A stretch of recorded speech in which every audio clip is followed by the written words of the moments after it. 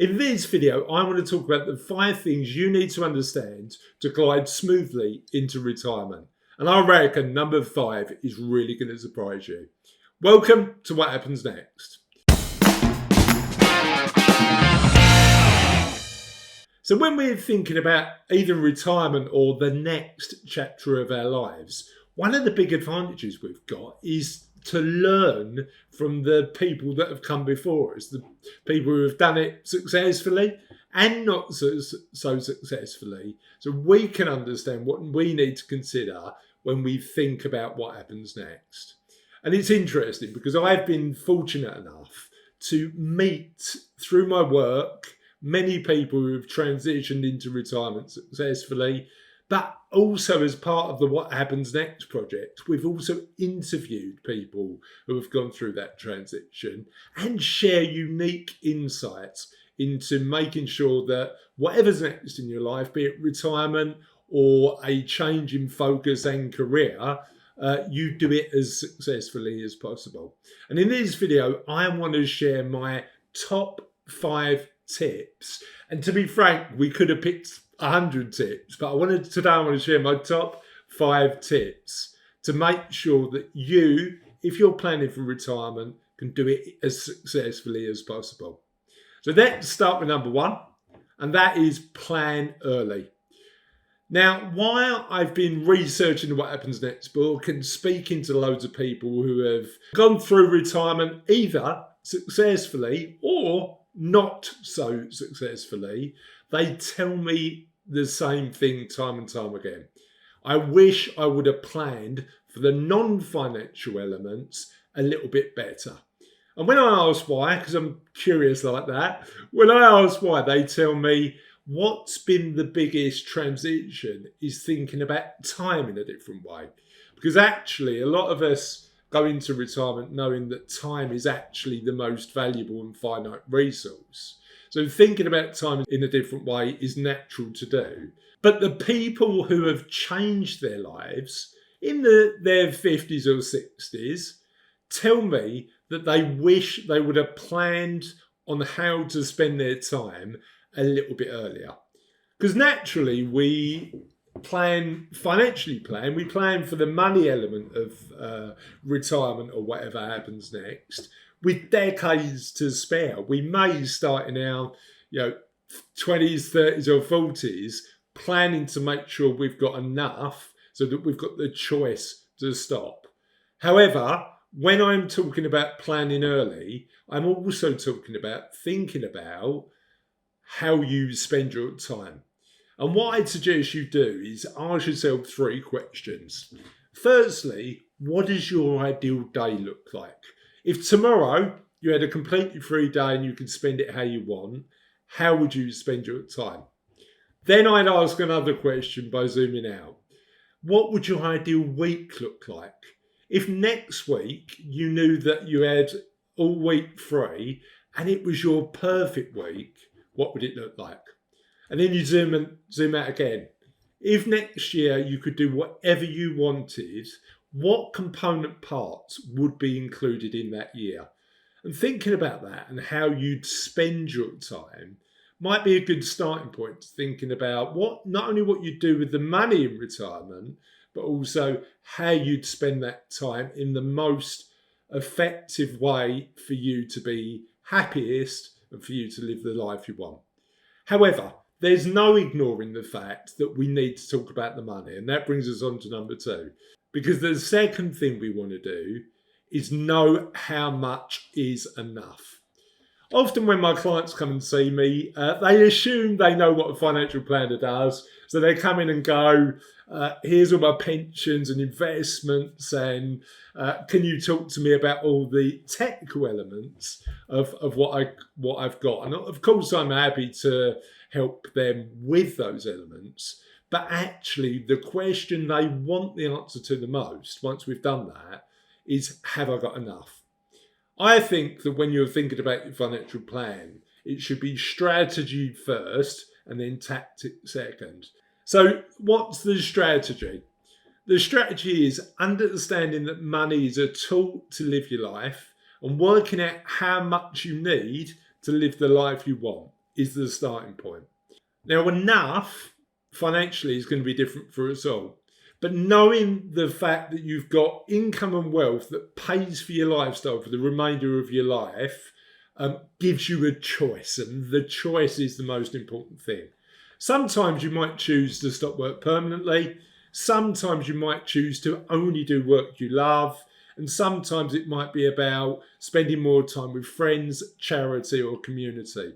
So knowing that you've financially got enough gives you clarity and choice, but it does more than that.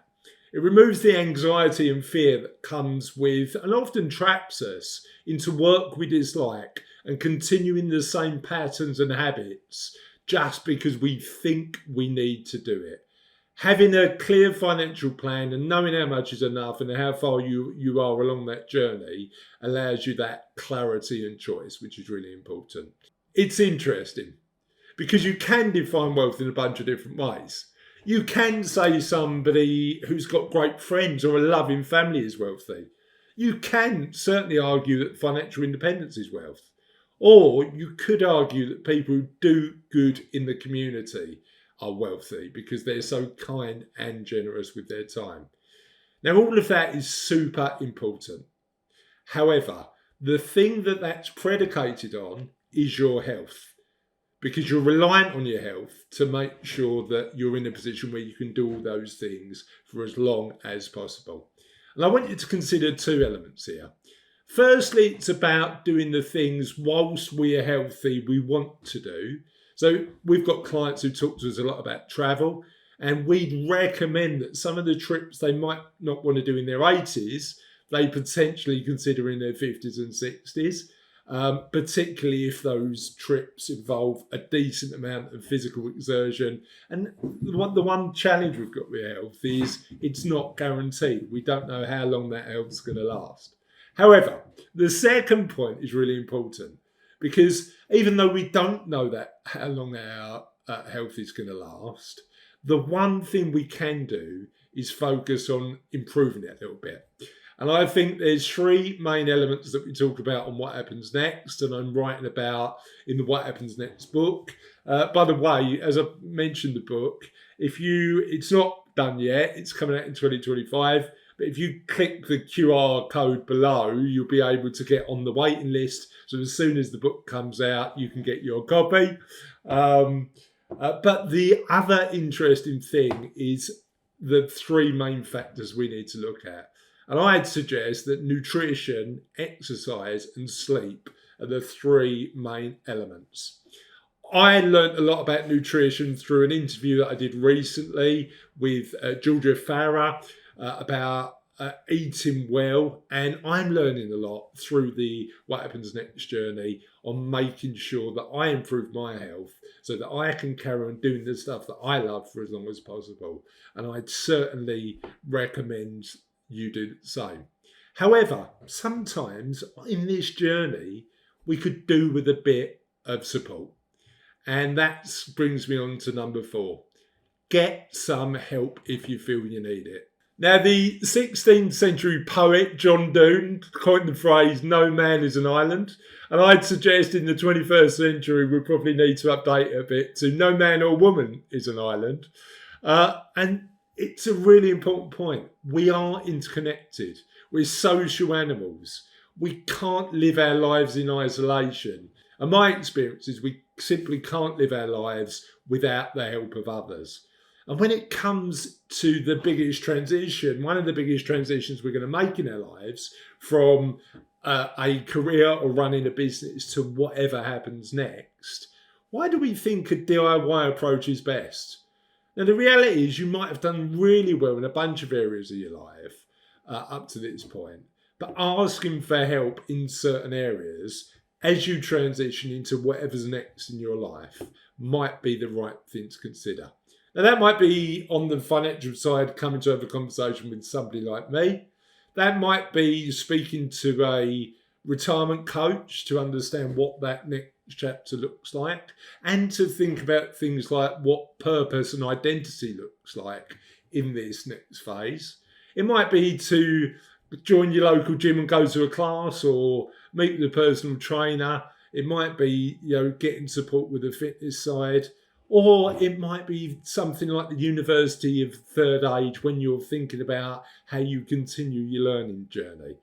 The important thing here is don't suffer alone. As I said to you earlier in the video, there's plenty of people who have gone through the experience of retirement. And what I've learned through helping those people is the ones that get help tend to retire and work out the next chapter of their lives more successfully than the ones that don't. However, this one might surprise you. The element of most success is that at number 5 is when you're a retirement scientist. So what does be a retirement scientist mean? Now, one of my favourite books on this subject of designing the life we want is simply called Design Your Life by a guy called Bill Burnett. The YouTube TED Talk that Bill did is definitely worth watching, and certainly we'll put a note for that in the comments.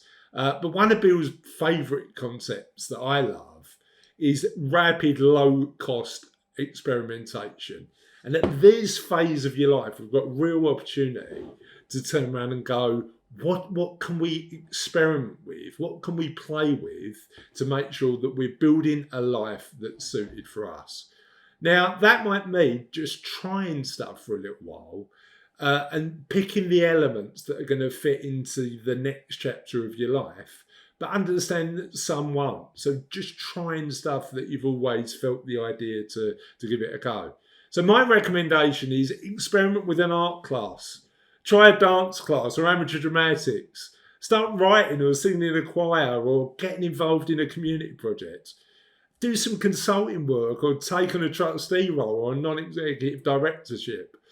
The key factor here is experimenting with different roles in your life to see what, number one, you're really going to enjoy in the next chapter and what ones are going to stick. Because effectively, experimenting with different roles, hobbies in this chapter allows you to work out how to spend the most precious resource, and that's your time. However, one really important thing to consider is maintaining your friendships, because all the evidence points to the fact that maintaining friendships is a key important component part to well-being. And this video talks about the one simple thing you can do to ensure that happens. Have a lovely day, and we'll see you next time on What Happens Next.